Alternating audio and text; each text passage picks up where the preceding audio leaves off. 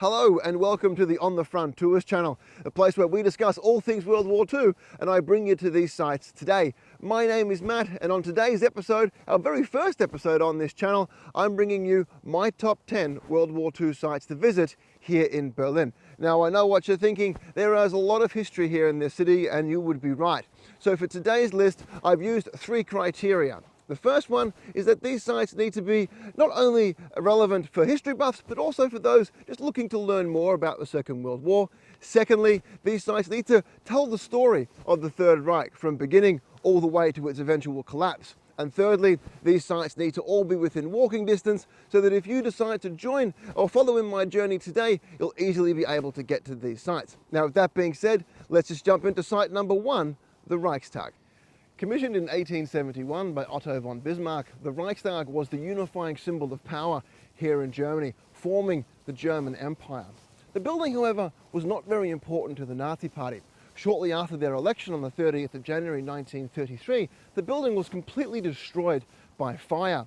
The party itself was able to leverage this tragedy in order to bring about sweeping reforms to solidify their grasp on power. After this, the building was left in a very dilapidated state and not used by the Nazis in particular. Fast forward 12 years, of course, and you had the Soviet army knocking on the door of Berlin, who saw the Reichstag as their crowning jewel. The fighting for the building was extremely bitter, and battle scars can still be seen in the building today, despite extensive renovation efforts. The building would fall to the Soviets on the 30th of April, 1945. After the war, the building would be left in a further dilapidated state until German reunification in the 1990s, where it would once again unify Germany politically and reopen as the German seat of parliament in 1999. Symbolism plays a huge part in every country's history, but no site is quite important to Germany as our next site, number two, the Brandenburg Gate. Undoubtedly the national symbol for Europe, the Brandenburg Gate, constructed in 1791, was the focal point for much of Nazi propaganda and ceremonies, the most notable of which was probably Hitler's 50th birthday on the 20th of April 1939. The street Unter den Linden was lined with Nazi flags and pillars adorned with swastikas and Nazi eagles. The Brandenburg Gate today, however, tells a very different message, one of unity and one of freedom. Not just here for Germany, but I think also in the broader context of Europe and even the world. As countries' histories evolve, the symbolism around it changes with the people and its morality. But no symbol has quite changed as much over time as our next site, number three, the new guardhouse. Built in 1813, the new guardhouse was designed to commemorate the War of Liberation against Napoleon. Reconverted in 1931 in commemoration to the fallen German soldiers of the First World War, the site was used extensively by the Nazis to hold parades and regular changing of the guard ceremonies, which would see large crowds flock to the site. After the war, the site was rededicated to the victims of fascism and militarism by the East German government.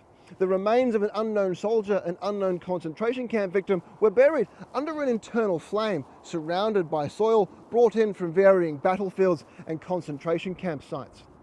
After German reunification, the remains of the unknown soldier and concentration camp victim remain buried today, but under the sculpture of the mother. The Catherkolwitz statue depicts a mother embracing her dead son, silent in pain. This moving monument in the center of busy Berlin stands as Germany's central monument to victims of war and tyranny. Where does tyranny begin? Perhaps we can discover a little bit of this in our next site, site number four, Bebelsplatz. May 10th, 1933, members of the Nazi Student Union gathered here at Bebelsplatz, adjacent to prestigious Humboldt University, in an action against the un-German spirit. Both students and professors burned up to 25,000 volumes of literature in an event that would become known as the burning of the books. Now, what makes this event even more disturbing is that it wasn't actually organised by the Nazi Party themselves, but rather independently by the students.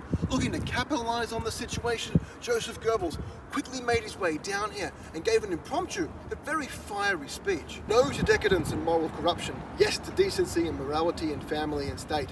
I consign to the flames the writing of Heinrich Mann, Ernst Gleisner, Erich Kästner. Book burnings occurred nationwide, with students organizing themselves using the national radio system. The books to be burned were chosen by a man called Wolfgang Hermann, who shortlisted 12 volumes that he deemed to be un-German. Both public and private bookshelves were plundered in this nationwide action. The monument today depicts a sunken library showing what is missing, with the ominous quote from Heinrich Heine: "That was but a prelude. Where they burn books, they will ultimately burn people as well." The words of Heinrich Heine could not have proven more true with the outbreak of the Second World War, and site number 5, the Soviet Memorial. By the summer of 1941, the German army seemed invincible. Their use of blitzkrieg tactics quickly saw them overcome and conquer all of Western mainland Europe.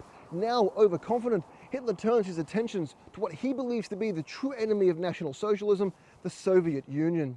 However, this would be their undoing, and Hitler's dreams of a 1,000-year Reich would come to a bloody end on the gates of Stalingrad. In the following 3 years of brutal fighting, the Soviet Red Army would reach the outer limits of Berlin on the 20th of April 1945, and the Battle of Berlin was set to begin. The fighting for the city would be one of the bloodiest of the entire war, with the Soviets losing some 80,000 troops, 2,000 of which are buried on the grounds here behind me. The memorial here is one of 3 memorials we have spread throughout the city. This memorial, however, was the first one that the Soviets erected using recycled material from Hitler's very own Reichschancellery. Battle scarring can still be seen in the monument today. With the end of the Second World War in May of 1945, both the Soviets and the Allies were slowly coming to grasp with the atrocities committed by the Nazis. This brings us to site number 6, the memorial to the murdered Jews of Europe. Located in the heart of Berlin, this memorial serves as a striking place of remembrance. Designed by New York architect Peter Eisenman in 2005, this memorial is unique, not only in its design, but also that there's been no official meaning dedicated to the memorial itself. Open on all 4 sides, the monument consists of 2,711 concrete pillars, all of varying sizes. Running on an inward slope on uneven ground gives the visitor a sense of instability and uncertainty.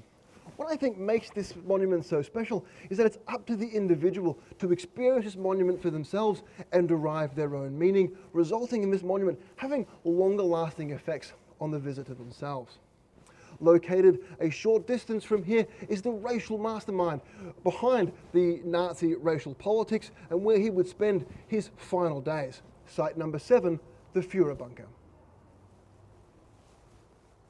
Located under what was the site of the Reichskanzlei, or Hitler's main office, was the Führer Bunker, and it was here that Hitler would spend his final days. What is nothing more than a car park today would see the closing of what was one of the 20th century's most brutal and bloodiest dictatorships. Hitler, along with his staff, moved to the complex on the 16th of January 1945. Seldom leaving the safety of the bunker, only to attend military conferences in the rooms of what remained of the Reichschancellery or to walk his dog Blondie, Hitler made his final journey to the top on the 20th of April 1945 for his 56th birthday, where he awarded Iron Crosses to the boy soldiers of the Hitler Youth, the only ones that remained to defend his 1,000-year empire. As the Soviets drew closer to the complex, the situation in the bunker became more and more desperate, with Hitler's ramblings of wonder weapons and moving fictitious units around on the map in hopes of still winning the war became more and more delusional. But as time passed, Hitler realized his time was all but up. Out of acknowledgement for her loyalty, Hitler would marry his long-term mistress, Eva Braun, on the 29th of April 1945. The next morning, on the 30th, they would both commit suicide. According to reports from the bunker, the bodies were carried out wrapped in blankets and placed into a bomb crater where they were incinerated. Upon Hitler's orders, he was adamant that he didn't want to have his body discovered by the Soviets, as he was fearful his remains would be put on open display. And still today, his remains have never been recovered. So what remains of the political institutions of Hitler's Third Reich today? One of the best preserved examples we have is our next site, number 8, the Ministry for Aviation. Upon its completion in 1936, the Ministry for Aviation was the largest office complex in Europe. Designed by architect Ernst Sigerbiel, it was typical of National Socialist intimidation architecture as it dominates the surrounding landscape. The ministry, under the command of Hermann Göring, was designed to support the Luftwaffe, or the German Air Force, with aircraft and to design and develop new aviation technologies. The Luftwaffe was instrumental in early German military success at the outbreak of World War II. The ministry itself would eventually collapse in late 1945 due to a lack of resources, fuel and material. After the war, the building survived in remarkable condition, only receiving minor damage, and would serve as the council for the minister of the East German government. Today, the building serves as the German tax office. Our next site, also instrumental into the administration of the Nazi regime, is the Topography of Terror, site number 9. A site of remembrance today, the Topography of Terror was once the location of the headquarters of the SS under the command of Heinrich Himmler. The complex housed the SS Central Command, Gestapo and SS Secret Service. Combined, the complex formed a house prison where opponents to the Nazi regime were interrogated, tortured and executed.